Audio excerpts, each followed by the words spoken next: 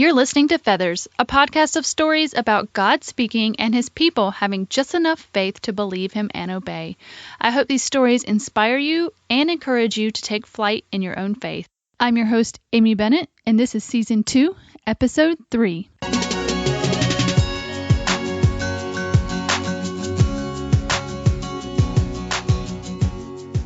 Well, hey friends, and welcome to episode 3 of Feathers. I'm so glad you're here. This has been such a fun season so far, and I appreciate you guys taking the time and really hope that it's encouraging to you. This week we have Logan Wolfram.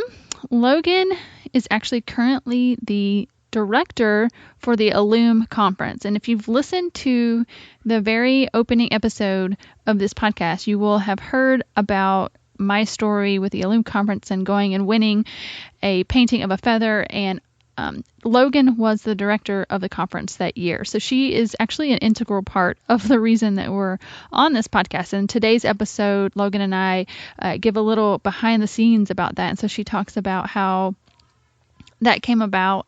So that was really fun for me to actually, for the first time, to hear her point of view of this story. So I hope you enjoy that part. Logan is married to her husband, Jeremy, and they have 2 boys and a 175-pound dog named Titan.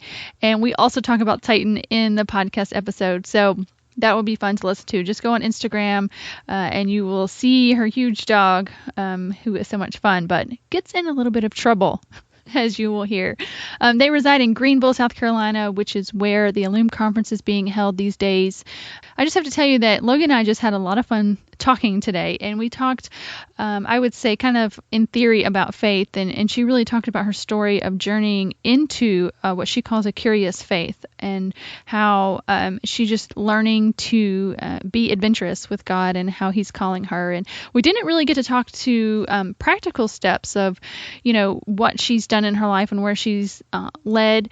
But I have watched her over the internet, watching her take these steps. And I remember kind of meeting her through Sarah May, who is also a blogger and author and speaker. And she started the Allume conference before it was even called Allume. But she was friends with Sarah May, and then watching her write and then take over the conference. And as Logan will tell you, that she was, quote unquote, just a stay-at-home mom. It was an interior designer who now is blogging, writing, speaking, and she has a book coming out and now hosting a blogging conference. And not to say that there's not anything amazing about being, that quote unquote, just a stay-at-home mom, but God has definitely called her out into different things, and I've watched as she has obeyed, and it's just been really cool to see her take that adventure. So given that, you will hear today about the spiritual aspect of that and how she was brought into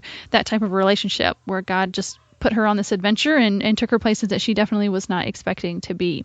So with all of that, I would just like to say I hope you enjoy, and here's my conversation with Logan. Logan, welcome to Feathers. Hi, how are you? I'm doing wonderful. So glad you're here today. How about we start off with you introducing yourself and your family? Okay. So I'm Logan Wolfram.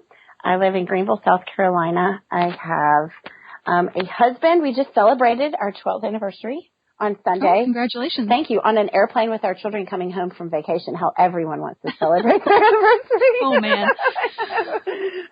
And so we live in South Carolina. And I am like a hodgepodge of jobs and have ended up in all these bizarre places that I never would have guessed. And we have a house and a yard and an enormous dog that eats all of the things that come in the mail. Yeah. I've seen, yes, yeah. It's hilarious. Well, I know it's not hilarious for you because I have a dog like that, but it's really funny watching that. He ate my brother's Christmas present. We had to order that twice. He ate my book contract. Oh no. He literally ate it. So my book contract is like a shred of a piece of paper with a signature. It's so bad.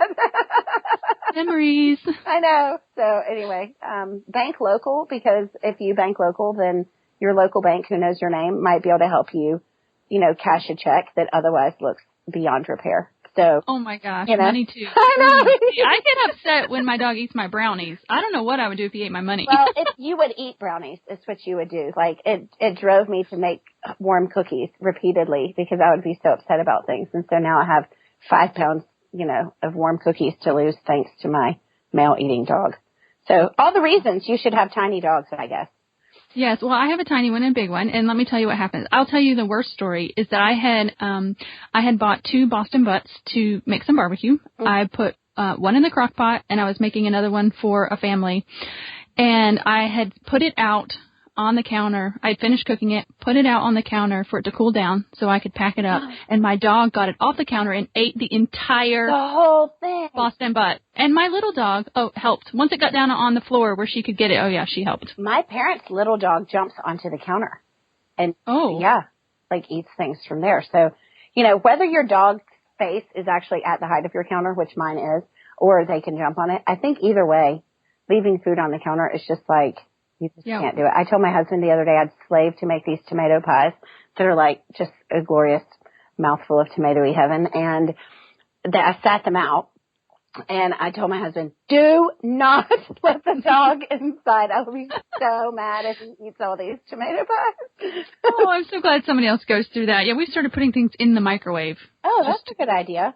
Knowing me, though, I would cook something else. Like I would accidentally rot it in there, or I would, press the button, or who knows. Like the times that you accidentally leave something in the oven and then you turn it on to preheat. Yes. And you're like, what is that smell? I've done that before. Anyway. Oh, we're all just so nice and normal, aren't we? Well, I'm glad to be here. I'm glad to be here with you today. And yes, and I wanted to talk about that because, Logan, you're actually one of the reasons that we're even here. So I don't know if you remember. It sounds weird. Is it still happening? What's happening? I don't know. Can you hear me? Yes, there you are. Okay, good. Okay. Something strange happened. That was weird. Anyway, you said something really nice just now. You said, I'm one of the reasons that we're here. So yeah, so Logan, you're one of the reasons that we're actually here. This podcast actually exists. So you're part of my faith story. And I don't know if you remember back in Allume, I didn't get to go last year in 2013. Mm-hmm. And I don't know if it was you. I don't know who it was, but we had the paintings. I totally remember. It was the prophetic painters. I remember this very well. But you tell me. Mm-hmm. Yeah, so I've told this story, the very opening episode of the podcast, but I know a lot of people haven't listened through all of them. But so quickly, I will just say, from Allume the year before, I had decided to rebrand as Amy J. Bennett. I hired Holly Girth to help me with my branding, and she had found in my Pinterest boards a theme of feathers and wings, and that I had, was a sign of wanting to encourage and lift others up. Mm-hmm.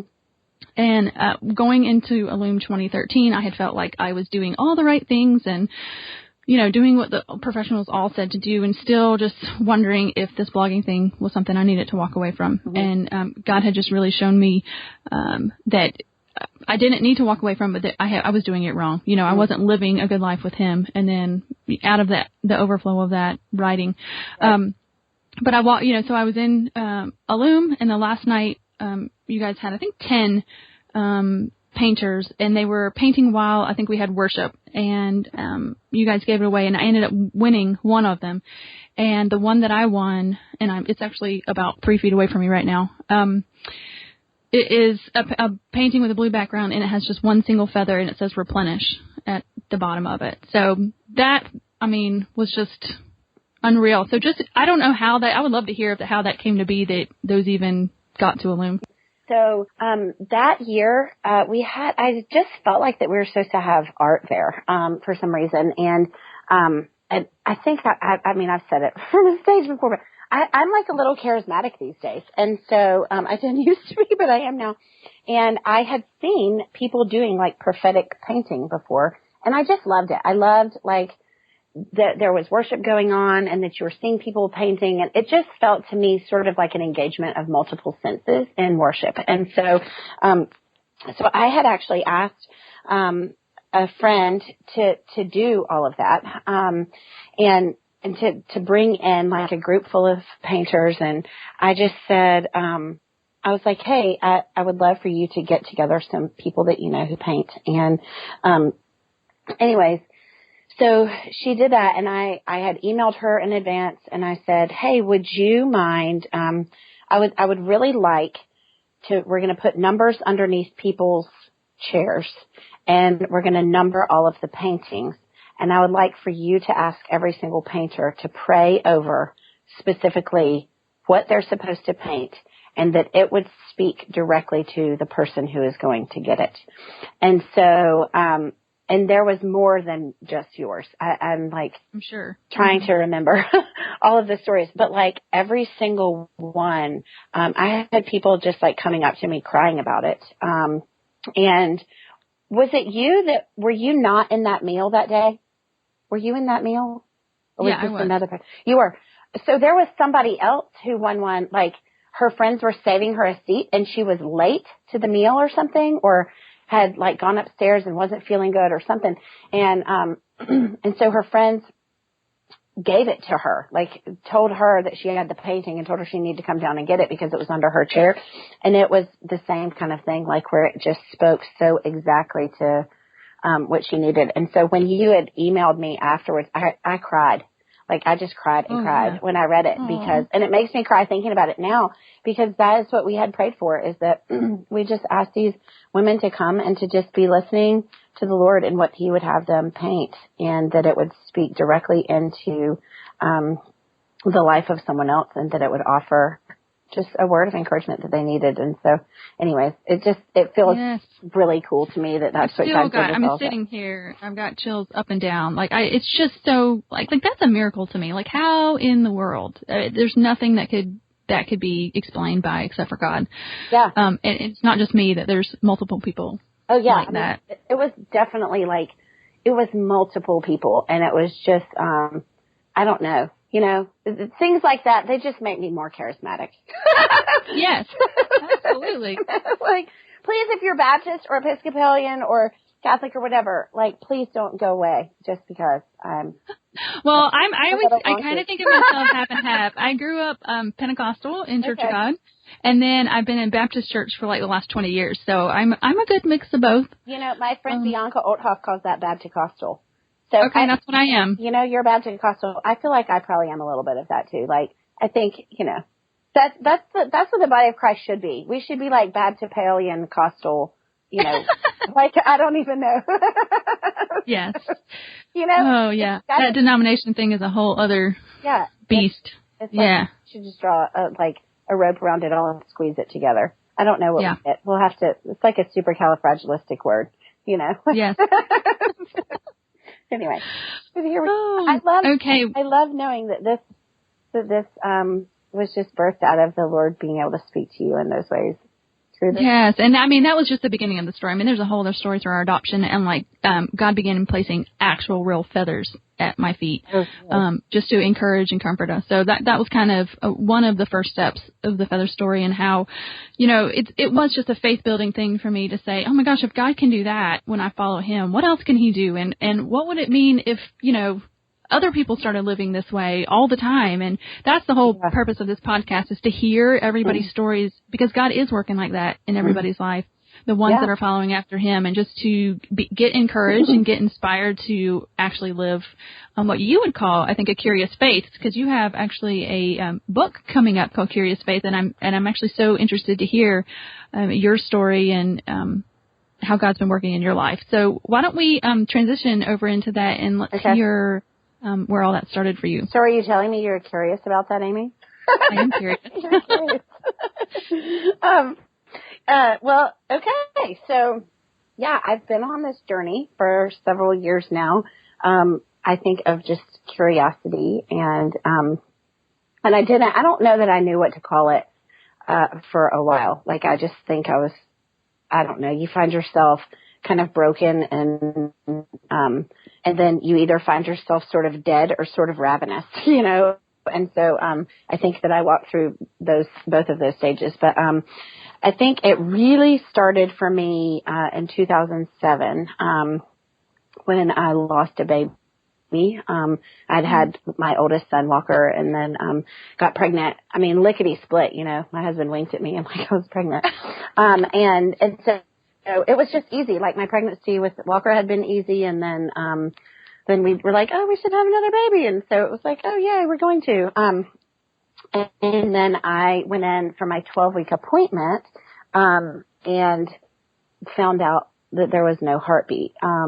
And so the doctor even cried that day with me and, said this like happened in the last 24 hours. And, we had just bought a minivan the night before, like, so that we could fit 2 car seats in the car. And I mean, it was just, you know, it was just salt, it was just salt on the wound. Thank you. And so anyways, like I was just a hot mess after that. I mean, I wasn't expecting it. I did not at that time have any friend who had walked through that. And so it felt really lonely and I was a mess. And, very shortly after that, we ended up leaving, our church for just a whole bunch of other reasons. I'd never done anything like that before either. And so I just felt like kind of horrible.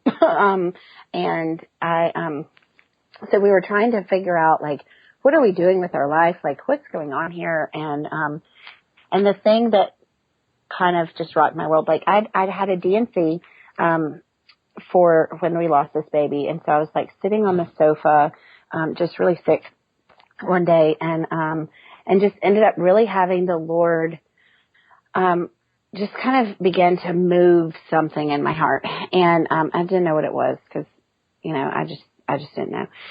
But I had another friend who was pregnant at the same time and she got, the day after I had the DNC, she got a fatal diagnosis for that baby.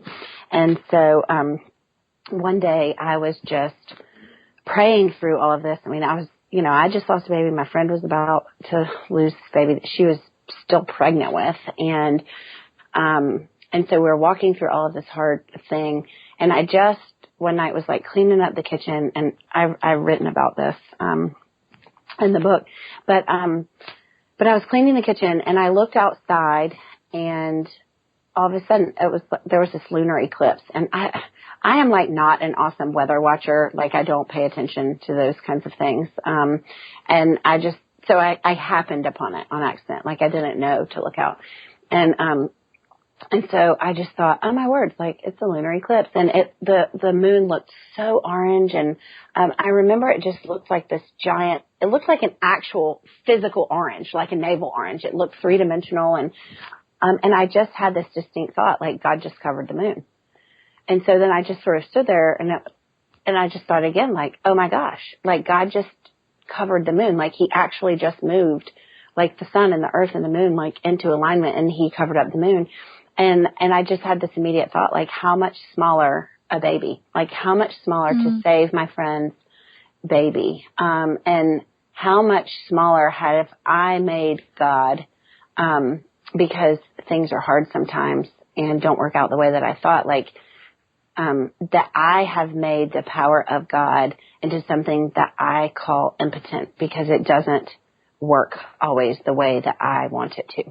Mm-hmm.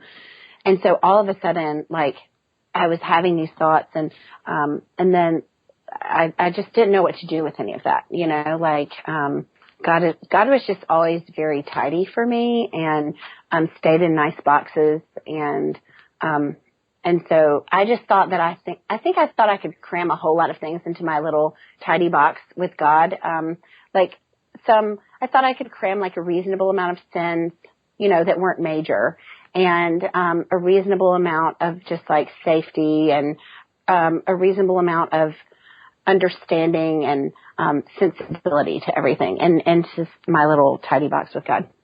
And so like the day that he covered the moon, I all of a sudden was like, oh wait, like what else can he do? And so, and then about a month later, Emily, my friend, went in to have the baby and she had called us all and was going to have him and it was 3 weeks early. And so we had left our church at this point and we walk into the room and there's all these people that I knew, but I wasn't at church with anymore. So that was like super awkward feeling for me. Mm-hmm. And so, you know, I'm trying to figure out what is my place here in this moment, but all I could think about was like God covered the moon, how much smaller a baby. And so, anyways, we're in there and I was praying with a group of friends, and then everybody was kind of standing around, milling around. I think it was just so awkward. Nobody knew what to do. We're all like, they're waiting to see when our friend's baby dies, you know, like he wasn't even supposed to live for 5 minutes. And so, so we're standing there and nobody's praying. Like we pray in a group of like 4 people, and then there's like 50 people in the room and nobody's praying. And I just remember feeling like, oh gosh, we should be praying like to the God that covers moons, you know, like we should be praying to this God that can like save a baby. And all of a sudden this group of people walked in and we're like, hey, we should pray.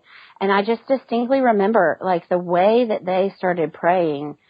It was just really different. Like they were praying for some really crazy stuff that I was like, whoa, dude, like that makes me feel uncomfortable, you know? Like, Lord, that his limbs would extend and that his rib cage would expand so his lungs would be able to breathe air. Like they were just praying for these things that I thought, that is just wild. But then I thought, well, that is the same God that like aligns the heavens, you know? Yep. And so that was really like the beginning of it all for me, because after that, I just felt like I went up to the guy later and I was like, how did you learn how to pray like that? Like, and who is this God that you know? Because somehow I've been missing out on him. And so, so that literally like began this journey into faith for me even more. Like I've been a believer since I was 9, but I just all of a sudden was like, there is something that I am missing big time, because I am really bored with God right now. And the last thing that the God we serve is boring, you know? Absolutely. And so that kind of started the whole thing. And then one day I was watching Willy Wonka and the Chocolate Factory with my kids, and which is like one of my all-time favorite movies. And it just like, the Lord speaks to me in some very strange ways, like in Willy Wonka. And it was not the scary Johnny Depp one, you know, but like the really nice old Gene Wilder one, which apparently some people still think is weird, but whatever, like candy rooms, let's just get over whatever the fear is. But, like flowing chocolate. Hello, chocolate river, lickable wallpaper. Yeah. Need we say more, you know? And so anyways, but I'm watching this movie with my kids, and I'm watching like the way that these really bratty kids are dropping like flies when they get inside the factory, you know? And, so like Veruca Salt is super selfish and wretched. And so, you know, she falls down the bad egg hatch, and then Mike is really sort of arrogant and decides that he knows the way that things are going to go. And so he ends up like busting into a million pieces. And Augustus Gloop is gluttonous. Like he can't get enough of the chocolate river, you know, so he falls into it and gets sucked up the tube. And then Violet, Beauregard chews the full meal gum, you know, before it's ready. And so I'm like looking at all of these kids who are just not getting to go on in this journey. And so I'm looking at like this kid, Charlie. I'm like, well, you know, why does he win in the end? You know, like why does he get in the great glass elevator and get to pick a button and inherit the whole kingdom of Wonka? And I just felt like the Lord was like, because he's humble and he's curious and he's willing to see the vision of the great inventor, of the creator. He's willing to open himself to the fact that there are things like everlasting gobstoppers that he would never have imagined on his own. And he's willing to walk after that. And so in that, he just wins the keys to the kingdom because of his humility and his curiosity. And so I just felt like that the Lord kind of said to me, when you put those things together, like when you put that humility and that curiosity and, you know, you stand and wonder at the bigness of a God that covers moons, then your curiosity is the thing that propels you forward to uncover more of that yourself.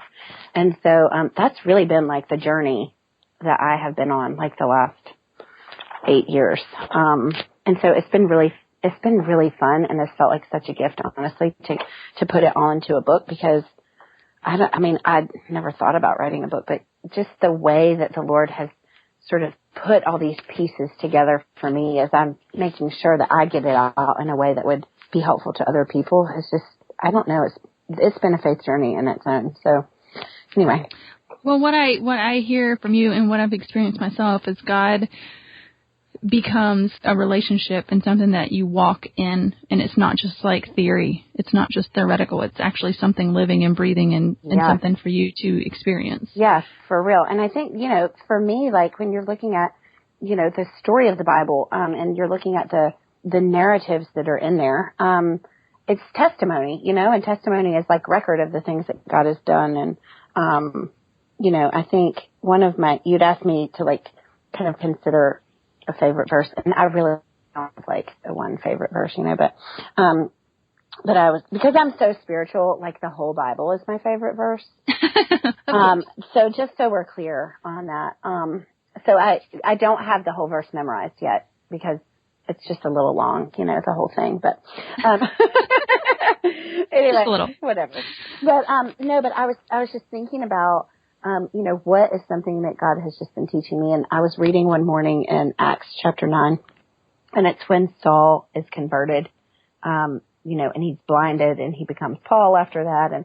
And so he's literally like walking on this road, and he is on his way to persecute Christians. Like he has got this total plan in mind for what he's doing. And he had even gone to the authorities to petition them for permission to go, and persecute. Like he was so zealous that he had like gone out of his way, to do this.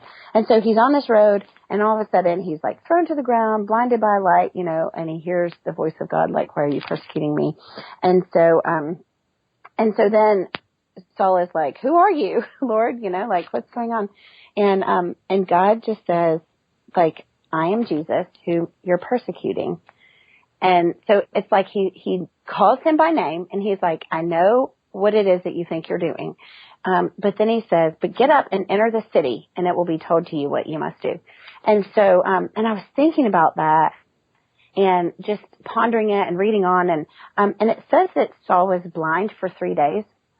And so I thought about, like, isn't that just the way that life is? Like, to where you think you're doing one thing, something stops you dead in your tracks, and then you find yourself maybe even on a road that seems similar, but with a completely different purpose, which you don't know what it is, for several days because you're walking blind and have to have other people lead you into this place where the Lord will then later tell you what to do. So like, so much of our faith walk has to just be moving along. And I don't think that, I don't think that blind faith is like stupid trust. I think that what blind faith is understanding that, that the goodness of God is the thing that's going to tell us where we go when we get to the city. Like, are we willing to pursue that, And so, I don't think it just means like accepting whatever, I don't know, like, I just think it has a whole lot more to do with like, do we trust the one we're following? Do we trust I get what you're saying, because I have found that when you're walking these faith journeys, it really is about learning who God is, right? And having faith in not really even where you're going, but having faith in God and who He is and His faithfulness. Yeah.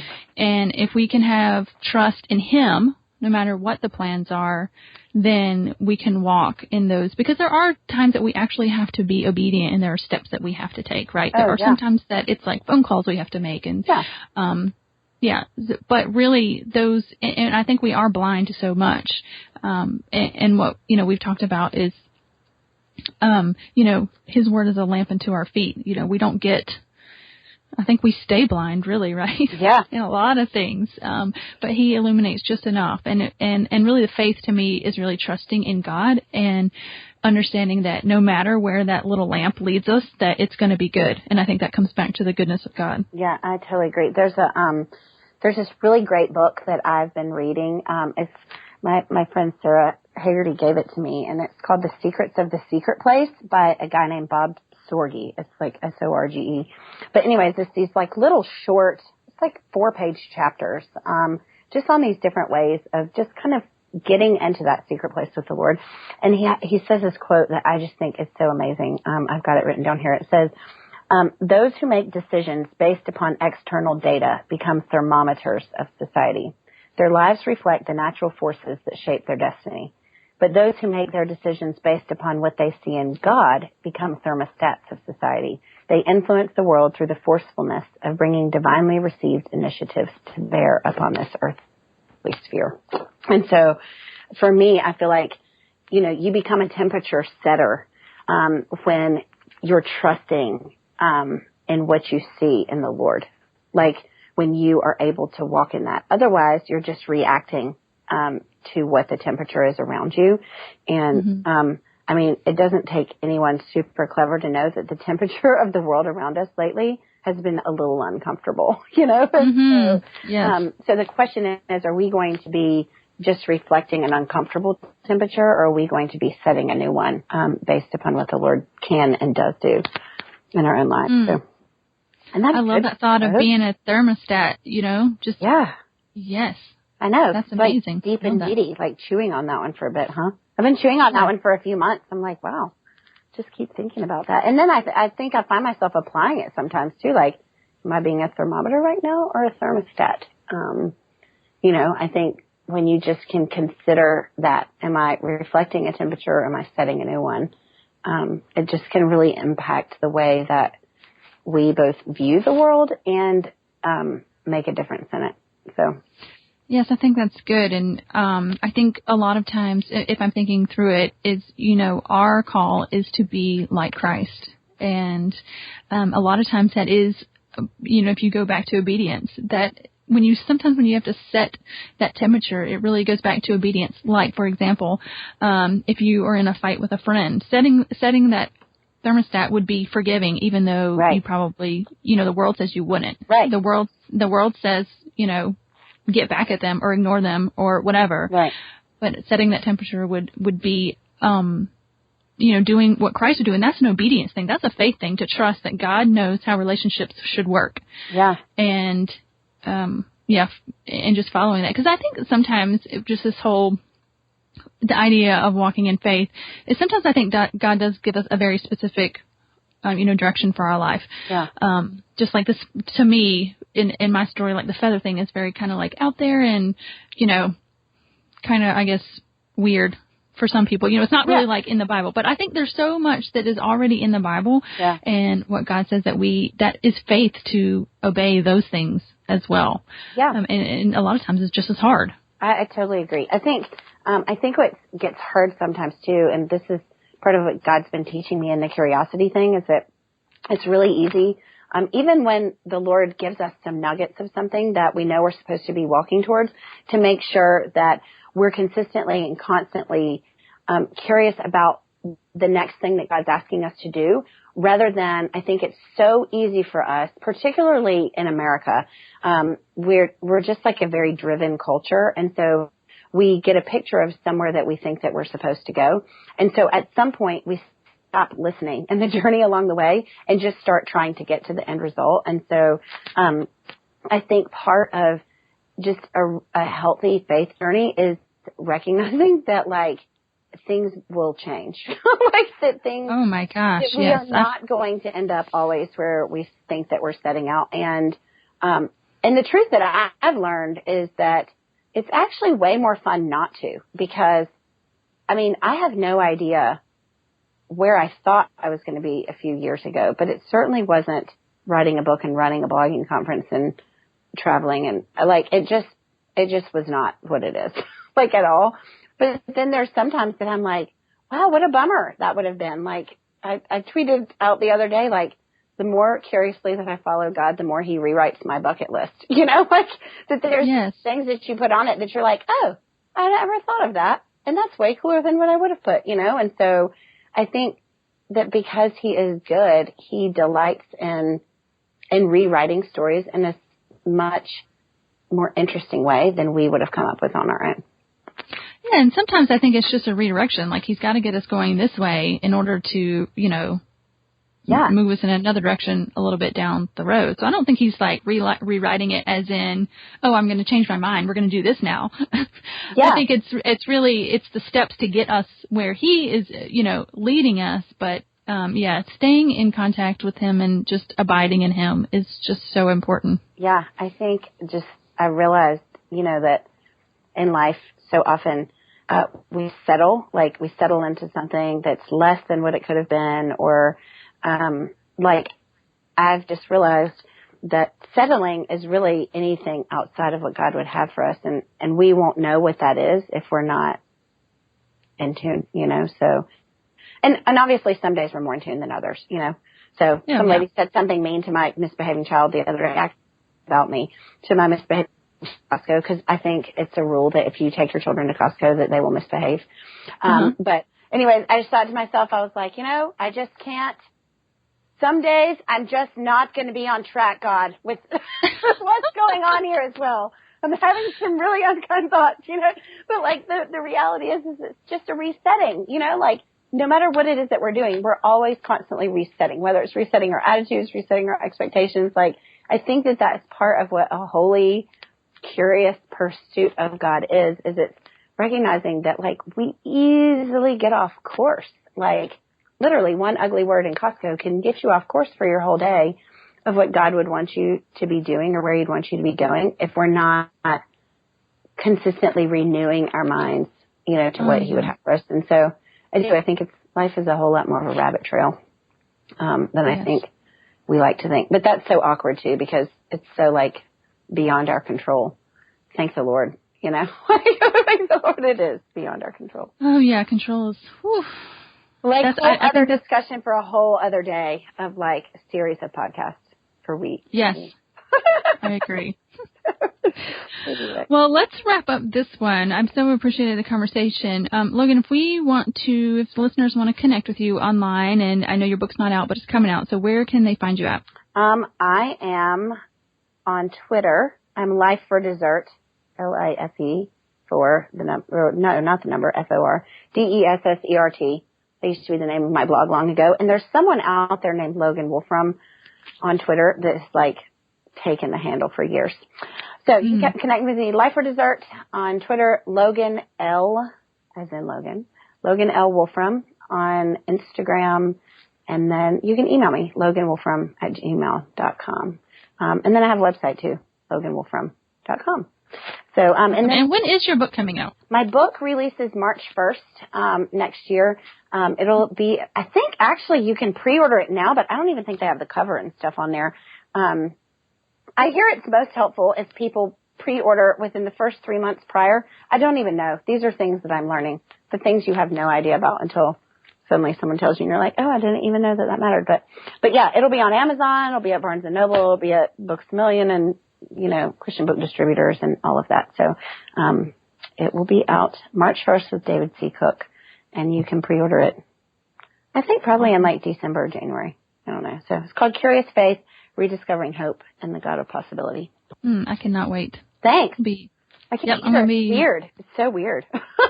I'm sure it is. It's super weird. Like really weird. It's even weird. I'm having to send it out, for like some endorsements and stuff right now. So I'm like texting my friends like, okay, have you started it yet? Does no news mean good news, or does no news mean you're taking time to formulate a kind response? Like, what does this mean? You said all the good things about me yet. I know. It's Let me know. Weird. And then I got my first, endorsement the other day, from Emily Waringa, and I started crying reading it because I was like, oh my word, someone read my book. Like, somebody actually read my book. So, anyway. Oh, that's so exciting. I can't wait to read all your stories. Thank you. In there. Thank you. Thank you so much for having me today. This has been fun, and I loved hearing your story of just the way that God has made you more curious for things, too. So, it's very cool. All right. Well, thanks for coming. Thank you. Well, guys, I hope you enjoyed that interview with Logan. I know I had so much fun talking to her. I was thinking back to her story and really, what was it that I wanted to walk away with from her story? And the thing that keeps coming to my mind is the fact that this curious faith that she has really was birthed in a lot of pain. She lost a baby. She watched some friends walk through some very difficult times with their child. And yet God used that to grow a relationship with her. She says that he moved something while she was laying there on the couch recovering. And so I want to encourage you guys that maybe you want a faith like this. Maybe you want a relationship with God like this. But right now you might be in a season of deep pain and you really can't see anything around it. I saw something interesting on Facebook recently, and it said, at the times that we feel like we're being buried, that maybe that we're being planted. And I think that's what Logan experienced, is that it felt like she was being buried under grief, and yet God used that to plant seeds of great faith in her. And so I hope this encourages you this week that we are all in a different season with our faith, in our journeys, relationship with God, and that great faith can come from great pain. So I hope you guys enjoyed the episode. If you want to check out the show notes, you can do so over at featherspodcast.com. And we will see you next time on Feathers.